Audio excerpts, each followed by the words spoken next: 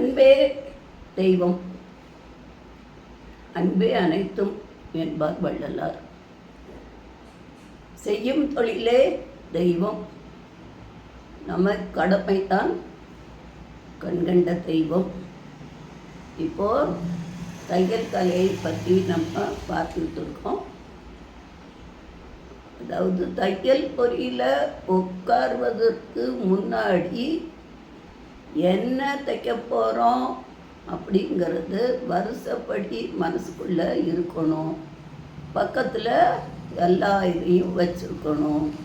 வலது பக்கம் குட்டி கத்திரி நூல் வெட்டுறதுக்கு வச்சுருக்கு, அதுவும் அந்த எடுக்கிற பொசிஷனில் வச்சுருக்கணும். நூல் சொல்லியிருக்கோம், மேல் நூல் அந்த ரூட்டில் எல்லாம் இந்த டென்ஷனில் இழு விசை கரெக்டாக இருந்து ஊசிக்குள்ளே போய் இங்கிட்டு வரணும். அதே போல் பாபின் கேஸ் அதில் இழு விசை கரெக்டாக இருக்கணும். 2 இழு விசையும் கரெக்டாக இருந்தால் தான் அந்த தையல் ஒர்த்தாக இருக்கும். ஒரு இழுவிசை மட்டும் டைட்டாக இருந்து ஒன்று லூஸாக இருந்ததுன்னா அந்த தையல் ஒர்த்தாக இருக்காது. மேலே லூப் லூப்பாக வரும்.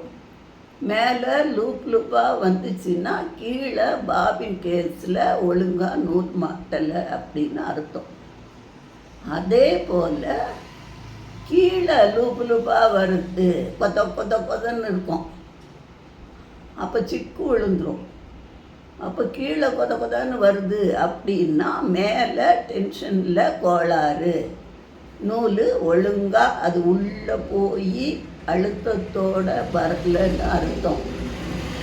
அதெல்லாம் புரியாமல் மிஷினில் உட்காந்துக்கிட்டு அது ஒழுங்காக தைக்க மாட்டேங்குது, லூப்பு லூப்பாக வருது, அடியில் சிக்காயிக்கிடுச்சு வர மாட்டேங்குது அப்படின்னெல்லாம் சொல்லக்கூடாது. இப்போ நான் சும்மா ஒரு குட்டி தலையணை தைப்பதற்கு தைக்க போகிறேன். இது ஒரு இது, அப்புறம் இது ஒரு கவர் போல் தைக்க போகிறேன். இப்போதைக்கு தையல் இதுதான். இப்போ 2ல் எதை முதல்ல தைக்கிறது அப்படின்னு யோசிக்கணும். ஏன்னா இப்போ இதை நான் கொடுத்துட்டு அப்புறம் இதை கொடுக்குறேன் அப்படின்னா இது மிஷினில் இருக்கும், இது வெளியே வரும், இதில் வேறு என்ன தைக்கணும் அப்படின்னு யோசிக்கணும். அதனால் இதை நிப்பாட்டிட்டு ஃபஸ்ட்டு இதை கொடுக்குறேன். இதை கொடுத்துட்டு அப்படி நிற்கும், அடுத்து இதை கொடுப்பேன். இது மிஷினில் நிற்கும், இது வெளியே வந்துடும். வெளியே வந்த பிறகு நான் என்ன செய்ய போகிறேன்னு உங்களுக்கு காமிப்பேன். அப்போது உட்காரும் பொழுதே எதில் எத்தனை தையல் போடணும், எதை ஃபஸ்ட்டு கொடுக்கணும் அப்படிங்கிற இதெல்லாம் இருக்கணும். இப்போ உங்களுக்கு ஃபண்டமெண்டலாக ஒன்றுனா நான் சொல்லி கொடுத்துக்கிட்டு இருக்கிறேன். உங்களுக்கு எல்லாம் தெரியும், அது எனக்கும் தெரியும். ஆனாலும் பாட்டி சொல்லை தட்டாதே அப்படிங்கிற மாதிரி நானும் ஒரு தையல் ஆசிரியை தான்.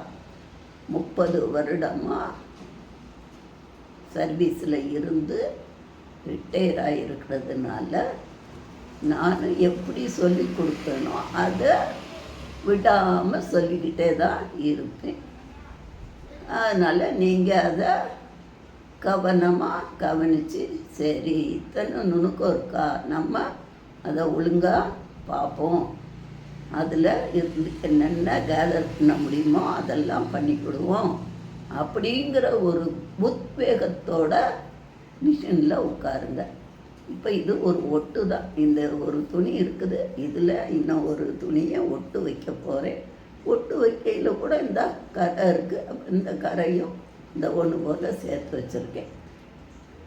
ஒவ்வொரு பீஸுனாலும் இத்தினோண்டு பீஸுனாலும் அதை கவனமாக பார்த்து இது பண்ணணும். இப்போது இந்த 2 துணியவும் இணைக்க போகிறேன். கரை ஒரு பக்கம் இருக்குது. அப்புறம் ஒரு பாயிண்ட்டு, அதிகப்படியான துணி இடது பக்கம் இருக்கணும். அது ஒரு மெத்தடு. அதை சொல்லிக்கிடணும். தவிர்க்க முடியாத சில இடத்துல வலது பக்கம் போகும்.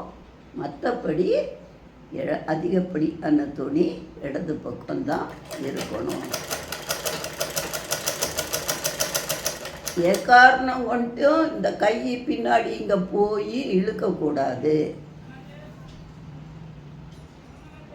இழுக்கிற வேலையை, தள்ளுற வேலையை ப்ரெஷர் புட்டு செய்யும். பல் சக்கரம் தள்ளுற வேலையை செய்யும். அதனால் நம்ம தள்ளணும், இழுக்கணும் அப்படிங்கிறது கிடையாது. அதனால் இந்த கை இந்த பக்கம் போகிறதுக்கு சான்ஸ் கிடையாது. இது ஆரம்ப நூல், அப்புறமா வெட்டுவோம்.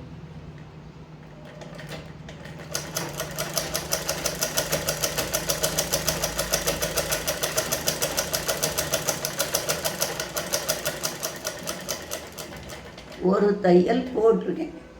நான் ஸ்ட்ராங்காக இருக்கணும்னு நினைக்கிறதுனால இன்னொரு தையல் போடணும். அதனால் அந்த ஊசியை உள்ளே இறக்கியிருக்கேன். அப்புறம் லிஃப்டரை தூக்கிக்கிட்டு இப்போ இந்த பக்கம் வந்துடுச்சு. இங்கிட்டு வந்துட்டு இப்போ ரெண்டாவது போன ரூட்லேயே திருப்பி ஒரு ரெண்டாவது தையல் போடுறேன்.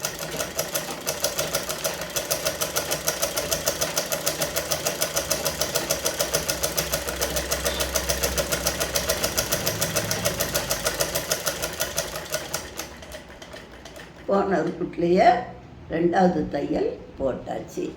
அடுத்து இப்போ இந்த ஒட்டு வச்சோம்ல, இது உரம் மாதிரி தைக்க போகிறோம். உள்ளக்க பஞ்சு அடைக்க போகிறோம். அப்போது இந்த இருக்கு, இதையும் சேர்க்க போகிறோம். அதாவது மிஷினை விட்டு எடுக்கலை, நான் எடுக்காமல் அடுத்து கொடுக்கணும். அதுதான் இப்போ இல்லை, எப்பயுமே டேலண்ட். அடுத்து என்ன கொடுக்கணுமோ அதை கவனமாக கொடுக்கணுமே ஒழிய, நிப்பாட்டணுன்னா ஊசியை உள்ளே வச்சு நிப்பாட்டிக்கோங்க. இப்போ இங்கேனா இந்த சேர்ந்துருக்கா, அதை கட் பண்ணிக்கோங்க. கட் பண்ணிக்கிட்டு லெவல் பண்ணிக்கிடணும்.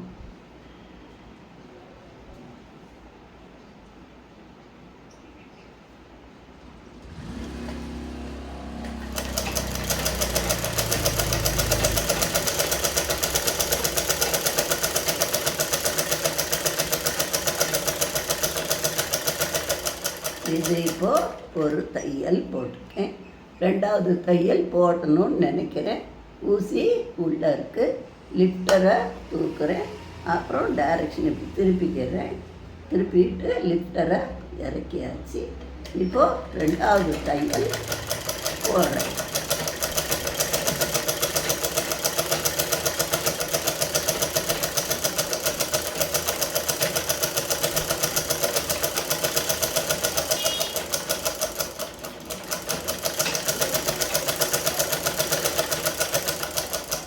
ரெண்டாவது தையல் போட்டிருக்கேன்.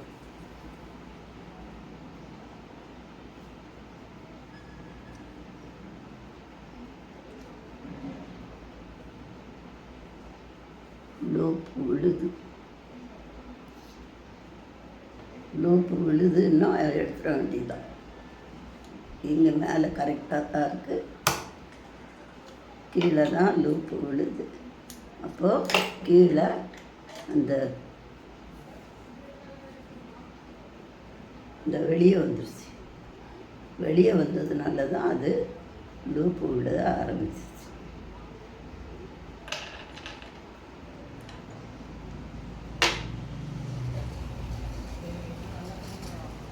லூப்பு விழுந்துச்சுன்னா அந்த தையலுக்கு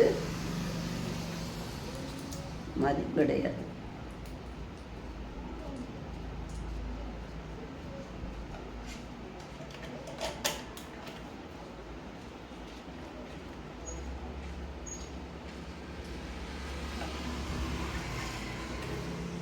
இப்போது இதை இன்னொரு தையல் அப்புறமா போட்டுக்கிடலாம். இப்போது இந்த பக்கம்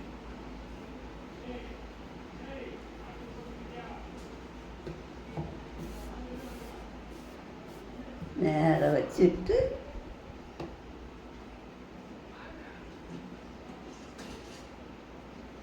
இந்த பக்கம் தைக்க போகிறோம்.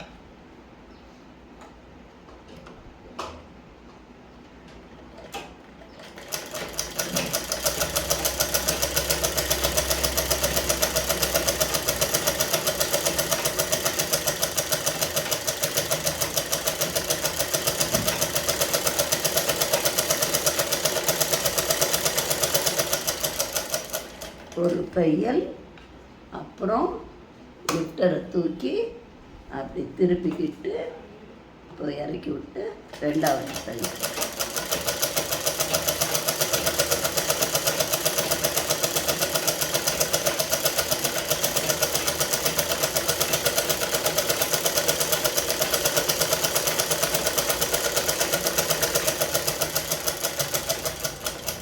ரெண்டாவது தையல். இப்போது இந்த தையல் லூப்பாக இருக்குதுன்னு நம்ம கண்டுபிடிச்சிருக்கோம். அதனால இதில் இன்னும் ஒரு தையலை போட்டுக்கிடுவோம்.